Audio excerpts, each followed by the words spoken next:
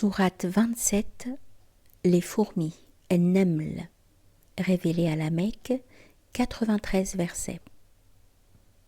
Au nom d'Allah, le clément, le miséricordieux. Ta-Sin, tels sont les versets du Coran et d'un livre évident. Chemin droit et bonne nouvelle pour les croyants, ceux qui observent l'office de la prière, qui s'acquittent de leur aumône et qui croient à la vie future. Nous avons embelli les actions de ceux qui ne croient pas aux fins dernières, ceux qui les aveuglent. Ce sont eux qui auront le châtiment le plus sévère, eux qui, dans la vie future, seront les plus grands perdants. En vérité, tu reçois le Coran de la part d'un maître à la fois sage et savant. Lorsque Moïse dit à sa famille « J'ai aperçu un feu », j'aurai de bonnes nouvelles à vous donner, j'apporterai un tison de façon à vous réchauffer. Lorsqu'il y arriva, on l'appela. Béni soit celui qui est dans le feu et celui qui est tout autour. Gloire à Dieu, Seigneur des mondes. Ô Moïse, c'est moi, Dieu le Tout-Puissant, le Sage. Jette ton bâton. Quand Moïse le vit remuer comme un djinn, il tourna les talons, sans toutefois songer à fuir. N'aie pas peur, Moïse, car auprès de moi les messagers ne peuvent éprouver de peur, sauf ceux qui ont été injustes et qui ont substitué le mal au bien, mais je suis celui qui pardonne et qui fait miséricorde. Glisse ta main dans la poche de ta tunique, tu la ressortiras toute blanche, mais sans aucun mal. Voilà l'un des 9 signes donnés à Pharaon et à son peuple, mais il était un peuple pervers.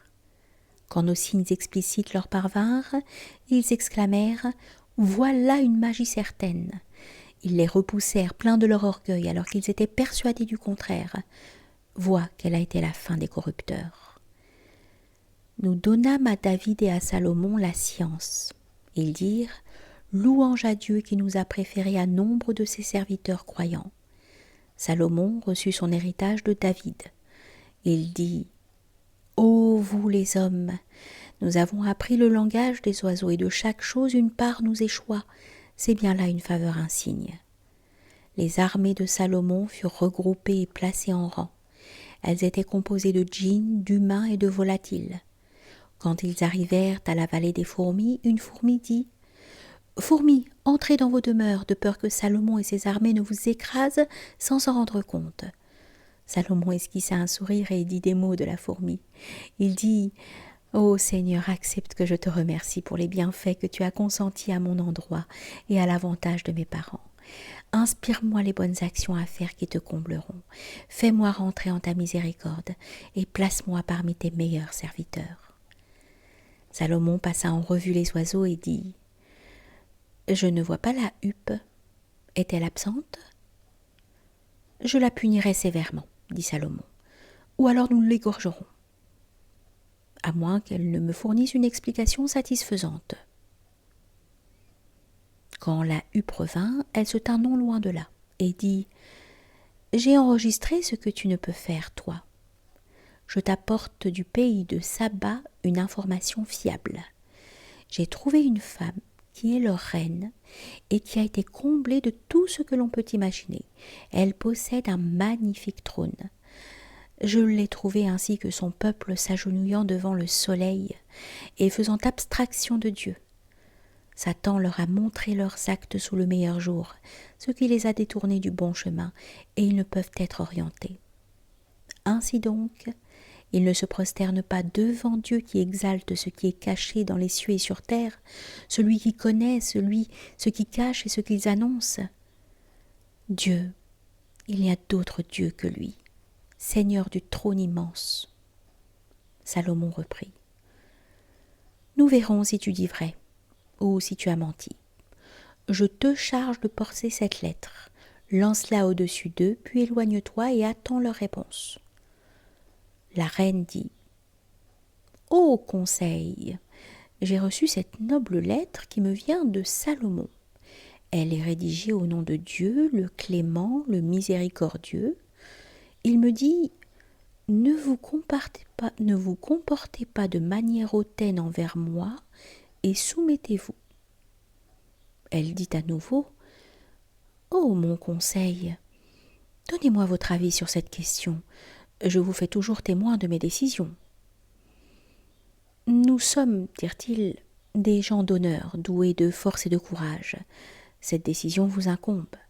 Dites-nous seulement ce que vous ordonnez. » La reine dit: « Quand les rois pénètrent dans une cité, ils ne cherchent qu'à la détruire. Les nobles personnes qui l'habitent sont humiliées. C'est ainsi qu'ils procèdent. Quant à moi, je vais leur envoyer un grand présent et j'analyserai les renseignements qu'ils m'apporteront avec leurs messagers. » Lorsque les messagers arrivèrent à la cour de Salomon, celui-ci leur dit: « Vous m'apporterez des richesses alors que les bienfaits dont Dieu m'a comblé sont supérieurs, mais vous êtes si contents de vos présents. Retournez vers ceux qui vous ont envoyés. Nous viendrons avec des troupes auxquelles ils ne sauront résister.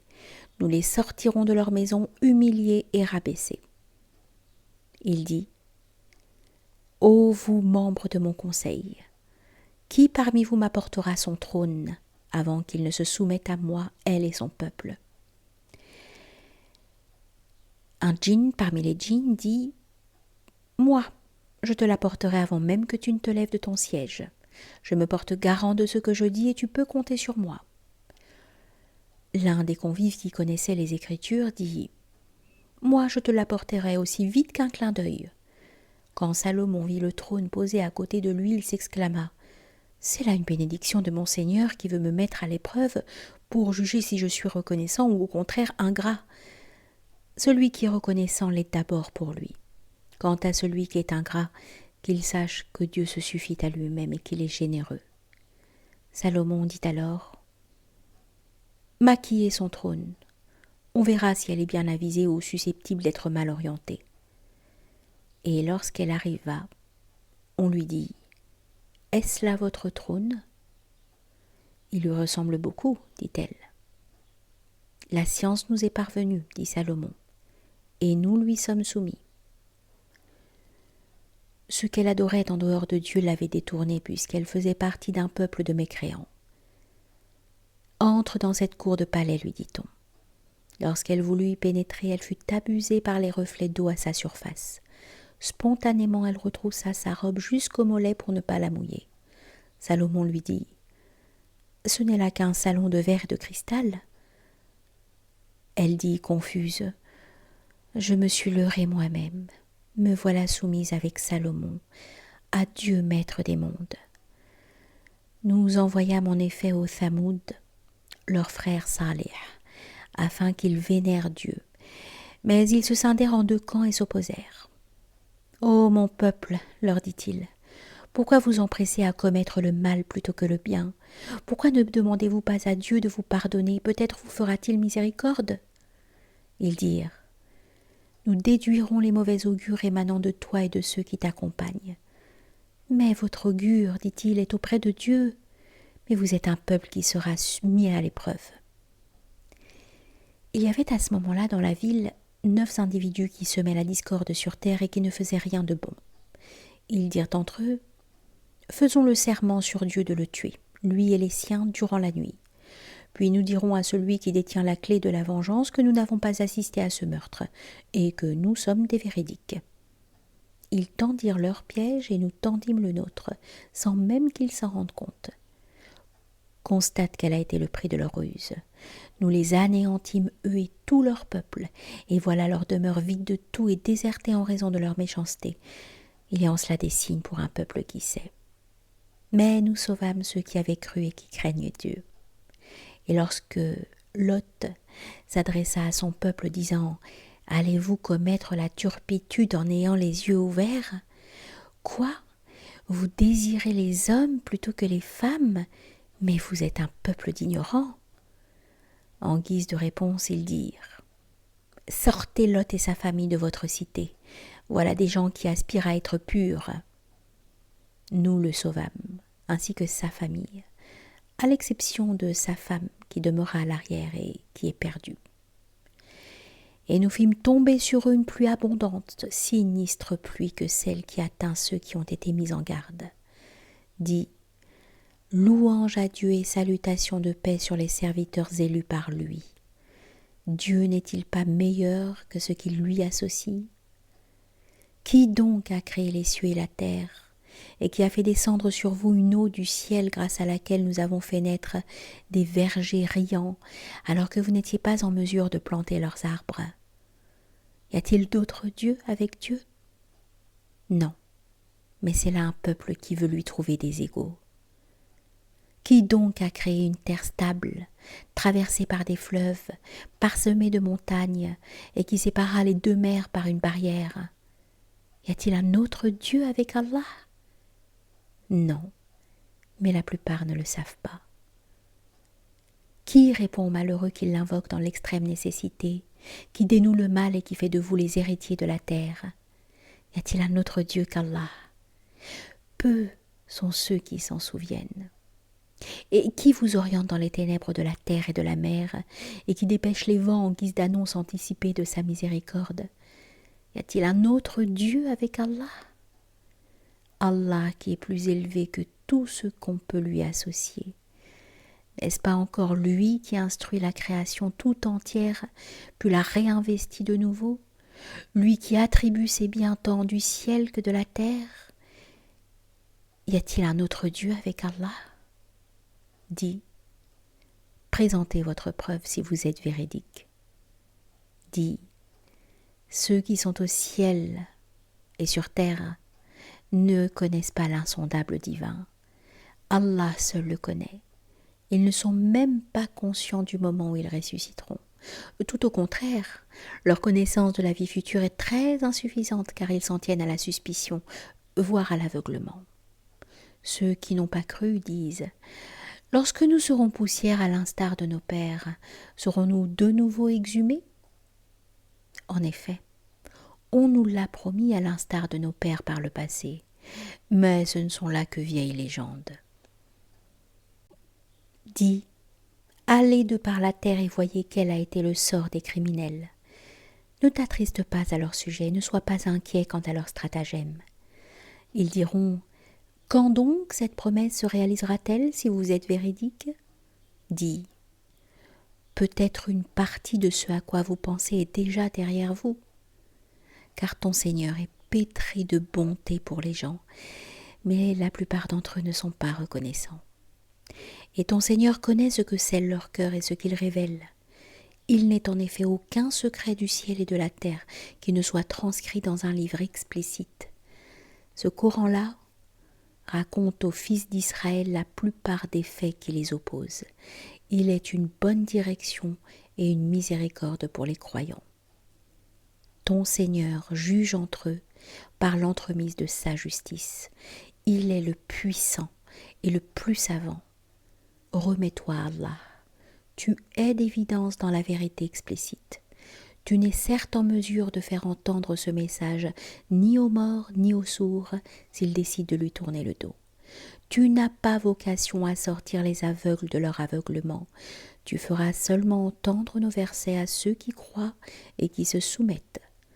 Quand le décret arrivera à son terme, nous ferons surgir de terre une bête qui leur dira « Les gens n'étaient pas entièrement convaincus par nos signes. » Mais le jour où nous rassemblerons de chaque communauté des groupes de ceux qui ne croyaient pas et où nous les répartirons en rang, ils s'avanceront alors jusqu'à lui.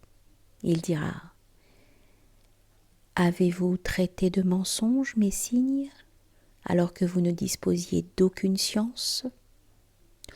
Ou alors que faisiez-vous d'autre? C'est alors que la parole tombera sur eux en raison de leur injustice. Ils ne prononceront pas un mot. N'ont-ils pas vu que nous avons établi la nuit pour leur repos, tandis que le jour était réservé à la veille? Il est en cela des signes pour un peuple qui croit. Le jour où l'on soufflera dans la trompe, les occupants des cieux et de la terre seront dans l'effroi, à l'exception de ceux qu'Allah désirera épargner. Tous se présenteront à lui, submergés par l'humilité. Tu verras les montagnes que tu croyais figées passer à la vitesse des nuages. Telle est l'œuvre d'Allah, qui a conçu avec précision toute chose. Il est très informé de ce que vous faites. Ceux qui auront accompli une bonne œuvre recevront une part meilleure que celle-ci. Ils s'épargneront ce jour-là l'effroi. Mais ceux qui auront commis une mauvaise action, leurs visages seront précipités, la face la première dans le feu. N'êtes-vous pas rétribués pour ce que vous avez commis ?